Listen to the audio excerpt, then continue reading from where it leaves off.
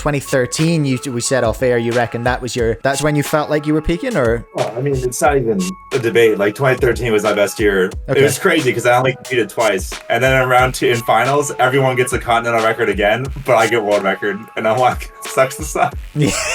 That was pretty fun. 5x5 I won, which was the first round Feliks ever lost the 5x5. I mean, that day was crazy. Like I won 5, 6, and 7. I did want to kind of touch on sponsors and things like that, and just like what it was like, I guess, being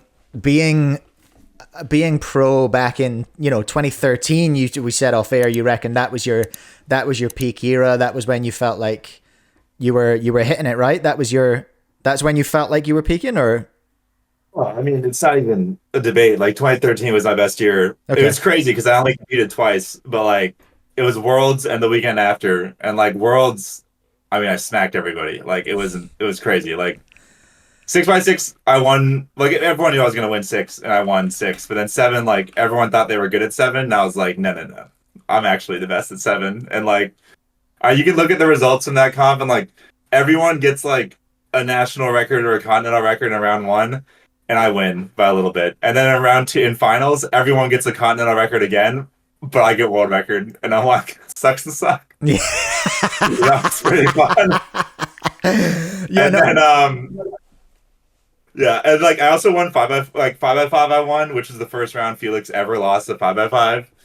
And like, so that was like, I mean, that day was crazy. Like I won 5, 6, and 7. So like that carries the entire year.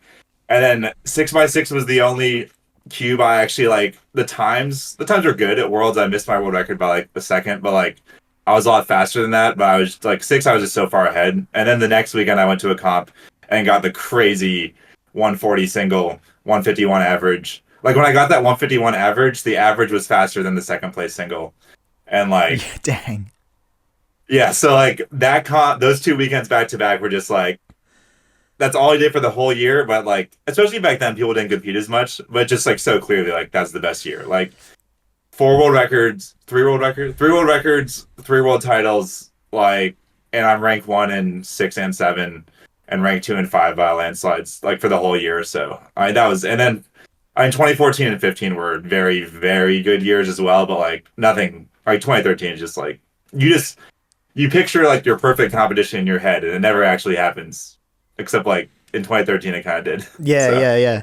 No, I'm just looking at the I'm just going to bring this in front of your face on the stream now, but I'm just looking at the results here. At seeing some iconic names. 3x3 podium, Feliks, then Mats Valk, then Sebastian Ware. I was in that I was 6th seed at finals too. You were 6th seed?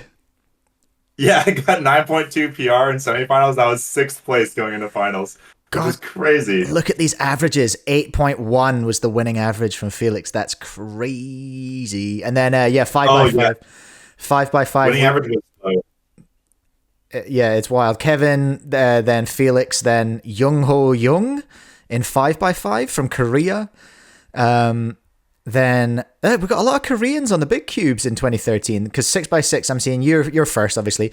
Yi Seung Woo, Republic of Korea, with the NR in 2nd place. Michael Halkjuk, and then you got 7, but you got 7x7 gold before Bance Barat. Felix Zemdegs in 3rd. So that's like a 7x7. Go on. Oh, dude, that 7x7 round final is crazy because it's like, I'm looking at the results too. It's world record, European record, oceanic record, national record. Yeah, that's stacked.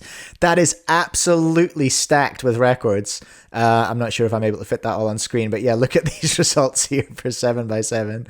That's intense. The mini SS came out like a week before, or like a couple weeks before, and everyone switched. Except Feliks actually didn't switch, which was odd, but like, it helped everyone drop a little more time in 7. And so it was like, everyone just went crazy at 7x7 that comp. So you were sponsored by the Cubicle as well, of course?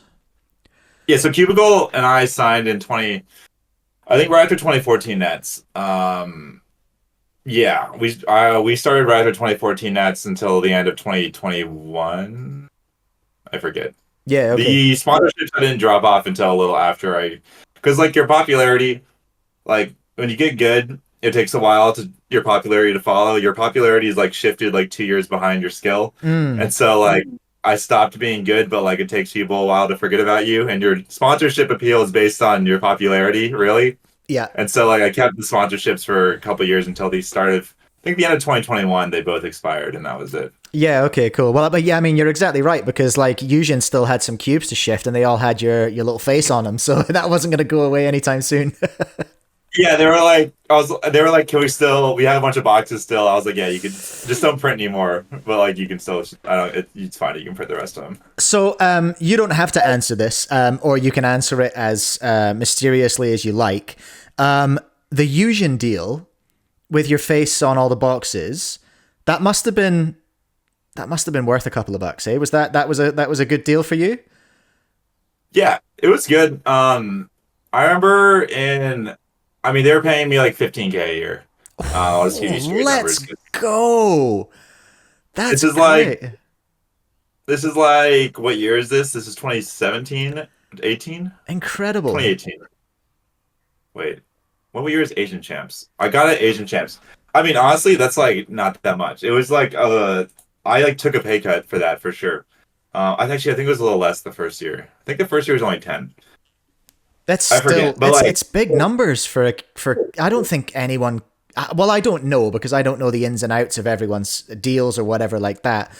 But that's a decent wicket for back then, you know? it was good. It was okay for back then. Moyu definitely would have given me way more. Right. Like I mean, to be fair, at the time, like the way popularity worked at the time was very different. Like during the mid 2010s, it was Felix who was like 10 times more popular than Mots and me.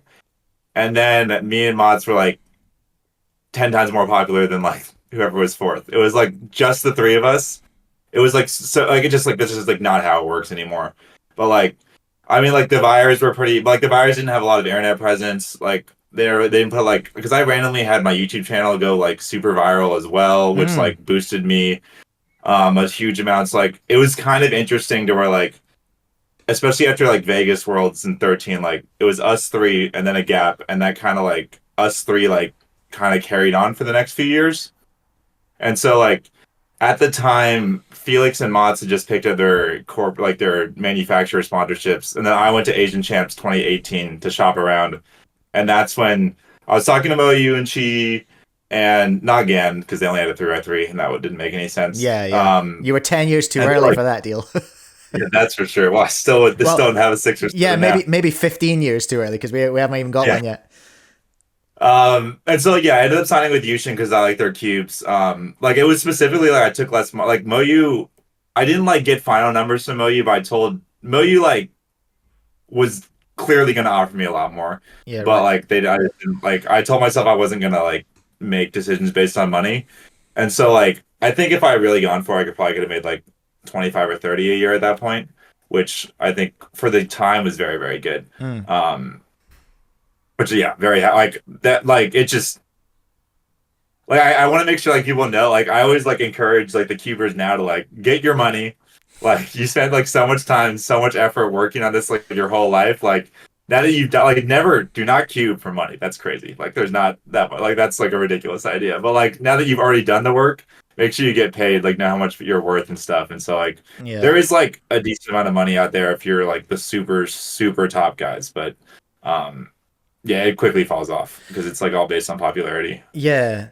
Now this is interesting and leads us into sort of talking about now, because yeah, we've had conversations with Dylan Miller about money and things, and there's always money is an interesting. It's I don't know why, but it seems to be quite divisive. And I'm not talking about specifically just manufacturer sponsorships, but I'm talking about just charging for services in cubing and charging for tickets to cubing events, and there's a lot of flux and change going on around that at the moment. People are trying new things, so I guess the link is to the question like what are you like, so